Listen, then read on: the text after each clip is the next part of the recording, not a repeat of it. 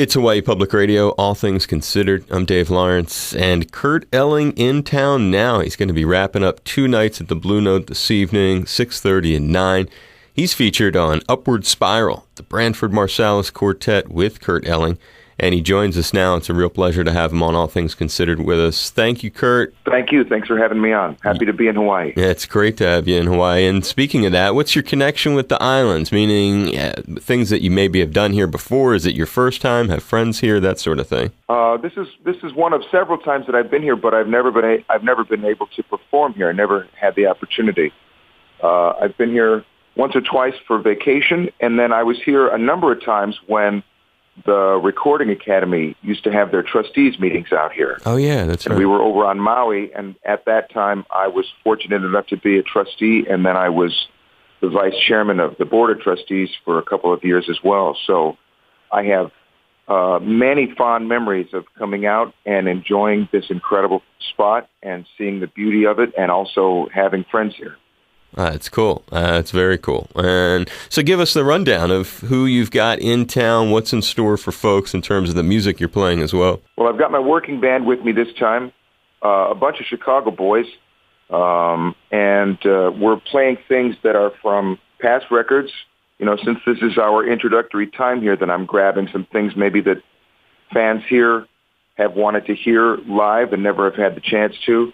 And also, we're working on a new recording that's going to be coming down the pike. We'll be in the studio in October to record. Branford's helping me produce, and Tane Watts is going to play drums on it, and Joey Calderazzo is going to play piano. And so we're working up new things for the forthcoming record that we're very excited about. So people are going to hear some sneak previews of stuff we haven't recorded yet. That's huge. And exactly who's in the band? Like how many pieces and stuff? It's a piano, bass, and drums plus guitars. So Stuart Mindeman playing piano, young guy out of Chicago who actually spent a lot of time in Chile as a young person. Christian Human playing drums, a bright young guy who was just coming out of the Monk Institute playing drums. Clark Summers, my regular guy, playing bass, and fantastic and under-heralded guitar player named John McLean. It's going to be gigantic for folks, as you pointed out. Many people have been fans and not had an opportunity to see you here in the state. And you mentioned his name, and I guess so did I in introducing you. Branford Marsalis, Upward Spiral, your most recent recorded effort. And you said he's going to be involved in the next record that's coming up soon, which is very exciting. Can you kind of shed some light on developing your relationship and rapport with him that led to the last collaboration and obviously what's coming next? Sure. Well, I was, real happy when I got, Branford and I would meet up at mostly European festivals, and he was always real happy to see me, and I was always real surprised because you just never know where your voice goes in this life. And when somebody like Branford, whose music you respect so heavily, just treats you like a brother from Jump Street, that's a very lovely and a rewarding experience. And he's like, man, we're making a record together. And I said, okay, just give me a call. And then one of the days he gave me a call, and we took it from there. And, we have a real similar, I think, commitment to quality and to the jazz tradition. And to, we have a couple of things that we like to do different. But, man, I just love him. And he's been super great to me. And we've made a lot of great music together, I think, and really developed a rapport over about a year and a half of touring. Your relationship with music is, and for a lot of cats who have a career like yours, which is really a stunning one. You've done so many different things, both behind the scenes, the recording, all over the world. You're a very confident cat. And sometimes when talking to people like you, I discover that the relationship with music has been in their lives maybe since they were a really young child, almost since before they would have any control over it, and maybe that plays a role in leading to their life of success. If you can explain how your father and a Lutheran church in the Chicago area appear to have helped introduce you to this life of music. Well, sure. As you say, my dad was a church musician, and that meant that we were, I was singing for just the joy of it before I knew that I was having that much joy in it. And, listening to my father give the lectures to the choirs about enunciating and singing right and singing out loud and, giving as much as he could to the music, and therefore, in his eyes, praising God, which is a beautiful thing. And those are the things. Those things have really stayed with me. Those and probably 100 other things have stayed with me throughout the years. And of course, in the Chicago area, there's not just straight music. There's a lot of blues. There's a lot of jazz. And over time, the focus shifted from one to the other. But I mean, I was involved in music from the earliest memories of my life. Right. And it was just a habit of the family. It wasn't like, here, you're going to do this. It was just unspoken, and everybody was in. We were all given instruments, and we were just always in it. So you're right to pick up on that. Well, you were, and sometimes it just seems that way when you analyze cats and you think, wow, they're in their 40s, 50s, 60s, 70s, or like Burt Bacharach the other day, in their 80s, and you start to realize, wow, this is you understand maybe perhaps the ingredients that led to a life of success in music and maybe that early stuff. Like for you, I read you were in choirs, had begun experimenting with different instruments while growing up, then discovering jazz in college. The part of it that I think is fascinating for people who sing is realizing that not only you enjoy singing, but perhaps had the gift. Was that before or after the Madrigal choir gig in front of 40,000 people that you realized, I can do this and I like doing it? Well, I never thought about a so-called career, or I never thought, I'm going to make my money this way or anything. I was just a kid for the larger part of it. And, as you mentioned early on, I mean, I didn't know that you could be a jazz singer. I thought it was kind of like, that's all in the past. Or that's not, that's beyond me, or, I just didn't, it wasn't until I really started to meet jazz musicians in the flesh who were active and having a beautiful life and playing music. And it didn't matter if it was for 1,000 people or for 10 people. And most of the times in those days, it was definitely for under 10 people. And I just fell in love with the music itself. And because I, again, could sing in tune, and I could hear the way the music was supposed to sound in some way. That's the thing that Branford and I talk about so much. Their jazz, different kinds of music have certain essential sounds, and no amount of technical work that a person does can overcome the fact if they can't get the sound, if they can't hear the sound, if they can't reproduce and amplify the sound, no amount of technical work is going to make that person a success in the music. So you have to really just hear it and know what it is first before you can really get anything done. And I'm grateful that I've been able to hear as much of it as I have. And it's all on the recording, so it's not like anybody. I mean, if there's young jazz singers here in town, I mean, definitely come out to the show. But it's all on the recordings, and if you listen, you can say, such and such a person has it, that person has it, that person has it, this record has it, and some of the other records just don't have it, and you can analyze why, but the more important thing is to hear it in the first place. That makes sense. That's an interesting answer to it. And part of this journey that you've been on has been working with a number of different cats. Branford has been one. We talked about him, and it's very exciting. There's more coming with him.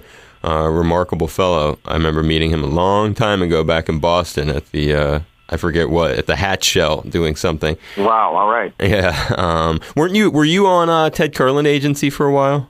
Yeah, I was with Ted for several years. Yeah. That's why I remembered your name, because I lived back there in Boston. And oh, okay. Yeah, I knew Jack Randall, and I remember hearing Jack is in charge of that company now. Right.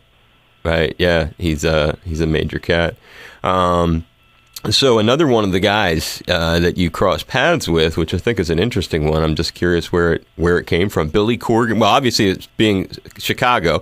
Billy Corgan of the Smashing Pumpkins. How did that end up? Oh well, that was kind of a one-off thing. We had mutual. Chicago's like any other city. It's a huge city, but it's also within it. It has small town situation to it, especially when it comes to music. You know, Chicago, like any other city, it's a big city, but within it, it has many small towns. And part of the small town thing in Chicago was that I know a lot of people who own music venues that aren't even necessarily jazz venues. And one of them is the Metro, which is a 30-year-old venue now that's had mostly punk and rock and roll, and it's lost a bunch of careers, including Billy's. And they every year do a benefit concert for homeless teenagers. And I was happy to take part in that several years. And on one of the years Billy was on, and they like to do like, hey, let's mix up this person with that person. And so I met Billy there, and we did a couple of notes, Jimi Hendrix tunes. Wow! And so that was a lot of fun. And it was funny afterwards because he's like, man, you're a rock and roll star. You could be making money. What you doing over in jazz? That's great. And that's a cool thing for just showing the diversity of things, and that you were doing it for a great cause to help out homeless, which is a huge issue here. We have the largest homeless population per capita. So it's great to hear the story was something based around philanthropy, for sure. Well, man, we're all just trying to do something. And these days, we've all got to give everything that we can. There's so much of a mess in every direction you look. And now Puerto Rico has been hit so hard, and that's just one spot in so many spots that are getting hit by this climate change stuff. I worry about you guys out here in Hawaii all the time, man. Every time I open up the newspaper, I'm thinking, oh, my God, those people. Right. It's a paradise out here, and it's such a fragile world. Yeah, no, it's a very fragile world. We often forget about that, and that's a very good point. And if it's not the sea level rise, it's threat of being wiped off the planet with a weapon. So it's all kinds of things. Yeah, right. Good God. Yeah, there's definitely some unusual times we're living in at the moment. Another Chicago cat that, and I don't know if the story is quite as fun as the last one, but it could be. And he's a former guest on the show, too. Buddy Guy, and big name in Chicago, not from there, but he established himself there after heading into that direction. Talk about that connection. Well, you know, man, if you're in Chicago, you got to go hear Buddy Guy, and you need that to be a part of your regular experience. And I've caught Buddy on 100 occasions, and he's always incredible. And he's a sweet, sweet guy. I don't know if he remembers me at all, but he's a sweet guy. And I got to have him with me on a handful of occasions. One was that I was in charge. I was the artistic director for the city of Chicago's celebration of the millennium back in 1999 into 2000, and he was on that show. And then he's been on a couple of other things where I've been with the Recording Academy in Chicago. And then the most recent thing was that I got to sing backup for him when we were at the White House with Barack Obama when he did the International Jazz Day celebrations at the White House. I guess this was November or so of last year, as recently as that. And, you know, because I know the guy who does the music direction there. And he's like, so what do you want to sing? And I said, well, sure, I'll sing this and this for myself. But, man, I'll be happy to back up Buddy if you need some backup. So they remembered that, and they put me on, and it was just a gas. That's a huge thing. I mean, I don't know which is more of a thrill. You're getting to perform with the Buddy Guy, but you're doing it in front of the president. Yeah. Well, the then president, for sure. Right. That was a thrill. Right. Well, that's what I'm referring to, because at that moment, he was the president. And you've done it. That was not your only time, right? You did another gig prior to that.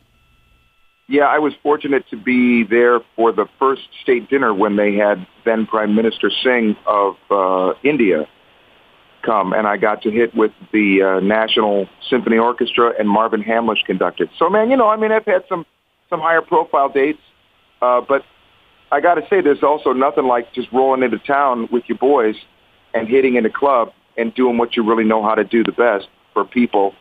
And I'm really looking forward to that tonight again at the Blue Note Hawaii. Well, it's going to be great, and we're looking forward to having you in town. It's the great Kurt Elling wrapping up a couple of nights here in Honolulu at the Blue Note. Pair of shows this evening for folks if they want to head down there, 6:30 and 9. And we really appreciate you spending some time with us on the phone today. Thank you so much, Kurt. It's a real pleasure, and I hope this hasn't been a hassle. No, man, it's cool. It's nice to speak with you. I hope to see you tonight. We appreciate it. You're the man. Thank you, Kurt, and I look forward to seeing you at the thing, and I really do appreciate it, man. Thank you, buddy. Nice interview. Thanks. Take care. Aloha, brother. Thanks. Bye-bye. Aloha. Kurt Elling. You're right where you should be, listening to my friend Dave Lawrence.